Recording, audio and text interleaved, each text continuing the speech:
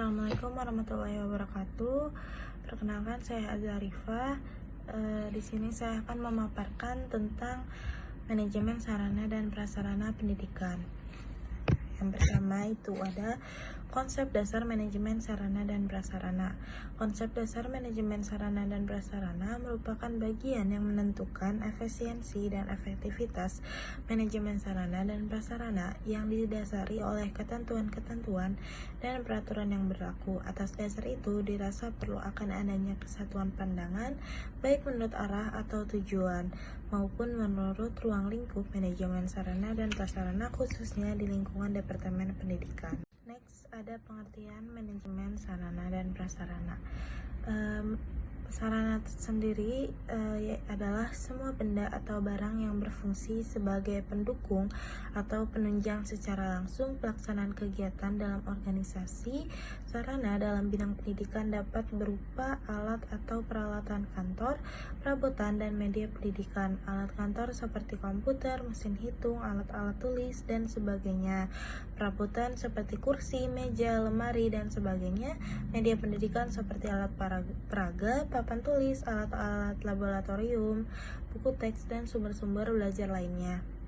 Seperti bahan habis pakai serta perlengkapan lainnya yang dipergunakan secara langsung dalam proses pelaksanaan kegiatan pendidikan untuk menunjang proses pembelajaran yang teratur dan berkelanjutan. Peraturan Pemerintah Nomor 19 Tahun 2000. Sedangkan prasarana sendiri yaitu semua barang atau benda yang secara tidak langsung mendukung atau menunjang proses pendidikan. Dengan kata lain, prasarana secara tidak langsung digunakan dalam pelaksanaan kegiatan. Prasarana dalam bidang pendidikan meliputi lahan, ruang kelas, ruang bidang pendidikan, ruang pimpinan, satuan pendidikan, ruang tata usaha, ruang perpustakaan, ruang laboratorium, ruang bengkel kerja, ruang unit produksi, dan lain-lainnya yang diperlukan untuk menunjang proses pembelajaran yang teratur dan berkelanjutan.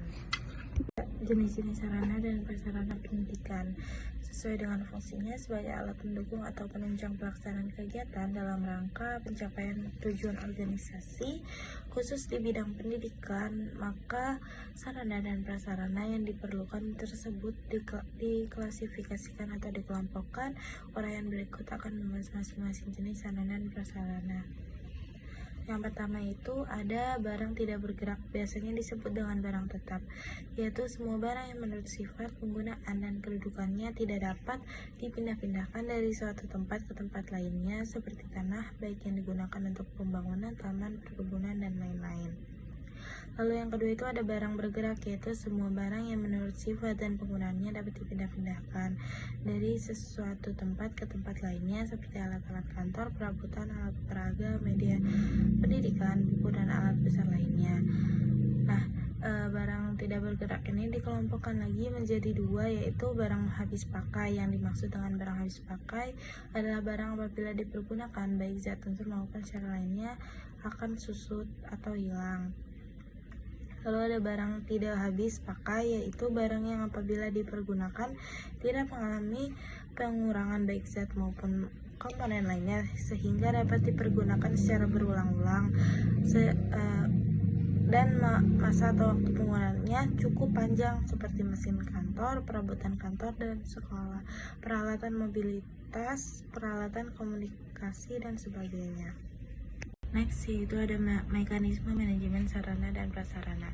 Yang pertama itu ada analisis dan penyusunan rencana kebutuhan.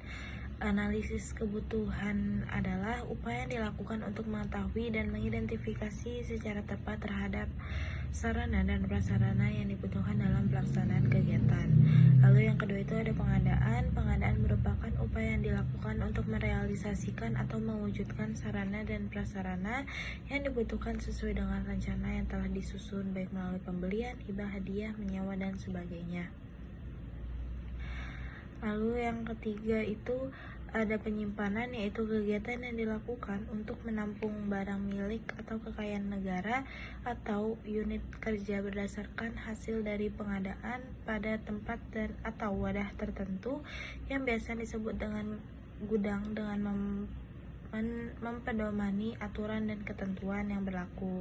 Lalu yang keempat ada penyaluran. Penyaluran merupakan kegiatan yang dilakukan untuk pemindahan barang dan tanggung jawab pengelolaan barang dari seseorang kepada orang lain atau dari suatu unit kerja kepada unit kerja yang lainnya. Lalu yang kelima itu ada inventarisasi. Inventarisasi yaitu kegiatan yang dilakukan untuk mencatat dan menyusun daftar inventarisasi semua barang milik organisasi. Lalu yang keenam ada pemeliharaan. Pemeliharaan adalah upaya yang dilakukan untuk menjaga kondisi dan memperbaiki barang organisasi agar barang tersebut selalu berada dalam keadaan baik dan siap untuk dipakai atau dipergunakan apabila barang tersebut diperlukan. Lalu yang terakhir itu ada penghapusan, yaitu kegiatan yang dilakukan untuk menghapuskan barang milik organisasi dari daftar inventarisasi berdasarkan ketentuan dan aturan yang berlaku. Next ada sistem manajemen sarana dan prasarana. Yang pertama itu adalah kebaikan sistem sentralisasi, yaitu pembelian pengadaan barang secara sentral dapat dilakukan dalam jumlah besar sebab barang yang akan diadakan tersebut merupakan kumpulan dari kebutuhan masing-masing unit kerja. Pengadaan barang dalam jumlah yang besar, harga per unit atau satuannya akan lebih murah bila dibandingkan dengan pengadaan barang dengan jumlah yang kecil. Lalu yang kedua itu ada kelemahan sistem sentralisasi, yaitu pembelian pengadaan yang barang yang dilakukan secara sentralisasi akan lebih banyak atau cenderung menimbulkan terhadap ketidaksesuaian antara barang yang dilakukan dengan kebutuhan unit kerja bersangkutan. Lebih banyak memungkinkan terjadinya keterlambatan sampainya barang pada unit kerja yang memerlukannya. Hal ini akan dapat menimbulkan efisiensi dan efektivitas dalam pelaksanaan kegiatan organisasi atau instansi. Oleh karena itu, unit kerja pada suatu organisasi memiliki kekhasan tersendiri. Tentu juga akan ada membutuhkan sarana yang memiliki kekhasan tersendiri. Lalu yang ketiga ada kebaikan sistem desentralisasi. Perencanaan pengadaan barang-barang yang dilakukan secara desentralisasi akan lebih tepat atau lebih dapat disesuaikan dengan kebutuhan sebenarnya dari masing-masing unit kerja yang bersangkutan. Next, yang terakhir itu ada kelemahan sistem desentralisasi, yaitu keseragaman dan standarisasi barang kurang terjamin sebab masing-masing unit kerja dapat mengadakan barang yang dibutuhkannya secara sendiri-sendiri. Ini akan berdampak terhadap peningkatan biaya pemeliharaan dan perawatan. Pembelian atau pengadaan barang secara desentralisasi berarti pengadaan dalam jumlah yang relatif lebih sedikit atau kecil, hanya barang yang dibutuhkan pada unit kerjanya sehingga harga per unitnya akan lebih tinggi atau mahal. Kemudian ada unsur-unsur utama dalam manajemen sarana prasarana pendidikan. Yang pertama ada perencanaan. Analisis kebutuhan. Tahap awal ini bertujuan untuk mengidentifikasi jenis dan jumlah sarana prasarana yang diperlukan agar mendukung proses pembelajaran. Analisis ini dilakukan berdasarkan kurikulum yang digunakan, jumlah siswa yang ada, serta kebutuhan kegiatan belajar mengajar. Hasil dari analisis ini akan membantu dalam menentukan prioritas, kebutuhan untuk sarana dan prasarana yang mendesak, serta memperkirakan jumlah yang harus disediakan. Kemudian ada penyusunan anggaran. Penyusunan anggaran ini diperlukan untuk menghitung perkiraan biaya yang akan dikeluarkan, baik untuk pengadaan baru, perawatan, maupun perbaikan sarana prasarana yang ada. Tahap ini penting agar pengeluaran dapat terkontrol dan sesuai dengan alokasi yang tersedia, serta untuk memastikan anggaran mencakup seluruh kebutuhan prioritas yang telah dianalisis. Yang ketiga ada perencanaan penggunaan. Setelah sarana dan prasarana tersedia, langkah selanjutnya adalah merencanakan bagaimana cara penggunaannya secara optimal dan efektif. Ini itu mencakup penjadwalan penggunaan, kebijakan pemeliharaan, serta penentuan siapa yang akan bertanggung jawab atas pengelolaan fasilitas tersebut agar pemanfaatannya maksimal dan penggunaannya berkelanjutan. Selanjutnya ada pengadaan. Yang pertama ada pemilihan supplier. Pemilihan pemasok yang terpercaya dan berkualitas merupakan langkah penting agar barang yang dibeli itu sesuai dengan standar yang diinginkan.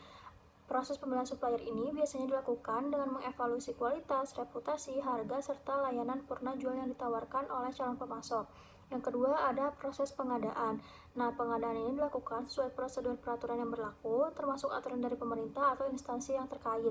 Ini itu dapat mencakup penyusunan dokumen pengadaan, pelaksanaan tender atau penawaran harga, serta tahapan administrasi lain untuk memastikan proses pengadaan berjalan secara transparan dan akuntabel. Yang terakhir ada penerimaan barang. Nah, tahap pengadaan ini adalah penerimaan barang. Di sini itu dilakukan pemeriksaan barang yang diterima untuk memastikan kesesuaian dengan spesifikasi yang ditentukan dalam perencanaan, baik dari segi kualitas maupun kuantitas. Pemeriksaan ini itu penting untuk memastikan barang yang diterima sudah layak digunakan sebelum didistribusikan ke pengguna. Dengan menjalani langkah-langkah ini secara yang sistematis, diharapkan sarana dan prasarana yang dibutuhkan dapat tersedia tepat waktu sesuai kebutuhan dan dalam kondisi optimal untuk mendukung kegiatan pembelajaran. Kemudian, terdapat unsur-unsur utama manajemen sarana dan prasarana selanjutnya. Ada pendayagunaan. Nah, pendayagunaan ini yang pertama ada penggunaan efektif. Pada tahap ini, sarana dan prasarana digunakan sesuai dengan fungsinya sehingga pemanfaatannya itu benar-benar mendukung kegiatan pembelajaran. Pemanfaatan ini yang efektif berarti tidak ada penyalahgunaan atau penggunaan yang tidak sesuai dengan tujuan. Ini memastikan bahwa semua fasilitas yang ada benar-benar digunakan untuk kepentingan yang mendukung lingkungan belajar yang kondusif dan efisien. Selanjutnya yang kedua ada pemeliharaan.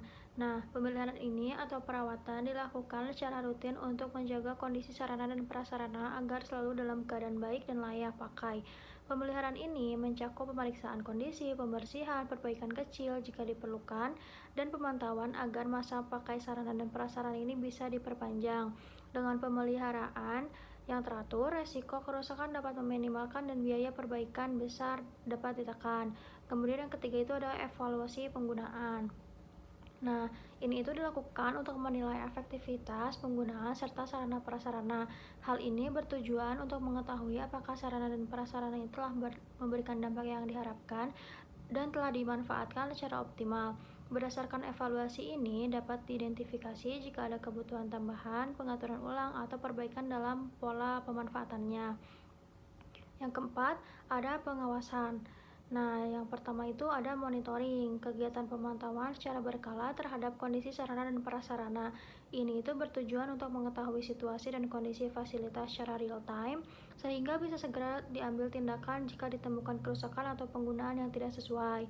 Monitoring yang baik memungkinkan tindakan pencegahan terhadap potensi kerusakan. Selanjutnya ada evaluasi, di mana sarana prasarana ini dilakukan untuk menilai sejauh mana pengelolaan dan pemanfaatan sarana dan prasarana berjalan efektif dan efisien. Dalam evaluasi ini, dilakukan penilaian terhadap aspek-aspek seperti perencanaan, pemanfaatan, perawatan, dan apakah sasaran pengelolaan sarana dan prasarana telah dicapai. Yang terakhir ada pelaporan. Kegiatan ini membuat laporan mengenai kondisi, penggunaan, serta hasil evaluasi terhadap sarana dan prasarana. Laporan ini berfungsi sebagai dokumentasi dan acuan bagi pengambilan keputusan ke depan. Pelaporan yang baik juga menjadi bahan evaluasi untuk memperbaiki kebijakan atau prosedur yang ada, memastikan transparansi, dan sebagai bahan pertanggungjawaban. Kemudian ada tujuan manajemen sarana dan prasarana pendidikan. Nah, tujuan yang ingin dicapai dari manajemen sarana dan prasarana pendidikan itu tidak dapat dipisahkan dari pengertian yang dikemukakan di atas, yaitu untuk menunjang pembangunan pendidikan secara menyeluruh dalam upaya mencapai tujuan pendidikan. Yang pertama, untuk menunjang pembangunan pendidikan secara tepat dan berdaya. Yang kedua, untuk melihat dan mengetahui besarnya kekayaan negara di bidang pendidikan dalam bentuk material atau sarana dan prasarana yang dapat dinilai dengan uang. Yang ketiga, untuk melihat dan mengetahui bentuk jenis, jumlah, kualitas, maupun keadaan barang yang inventaris milik negara. Yang keempat, untuk mengetahui apakah sarana dan prasarana milik negara betul-betul sudah dikelola dan dimanfaatkan secara tepat dan berdaya guna sesuai dengan ketentuan dan aturan yang berlaku. Selanjutnya, yang terakhir ada tantangan dalam manajemen sarana dan prasarana pendidikan. Yang pertama itu ada terbatasnya anggaran. Anggaran yang terbatas seringkali menjadi kendala dalam pengadaan dan pemeliharaan sarana dan prasarana. Selanjutnya ada perkembangan teknologi. Perkembangan teknologi yang cepat menuntut adanya pembaruan sarana dan prasarana secara berkala. Kemudian ada kerusakan akibat penggunaan. Penggunaan yang tidak hati-hati dapat menyebabkan kerusakan pada sarana dan prasarana. Yang terakhir, perubahan kurikulum. Perubahan kurikulum itu dapat mengakibatkan perubahan kebutuhan dan akan sarana prasarana. Sekian dari saya, Fani Rosmianti, dan rekan saya, Azza Arifah. Mohon maaf apabila ada kesalahan dan kekurangan. Terima kasih banyak. Wassalamualaikum warahmatullahi wabarakatuh.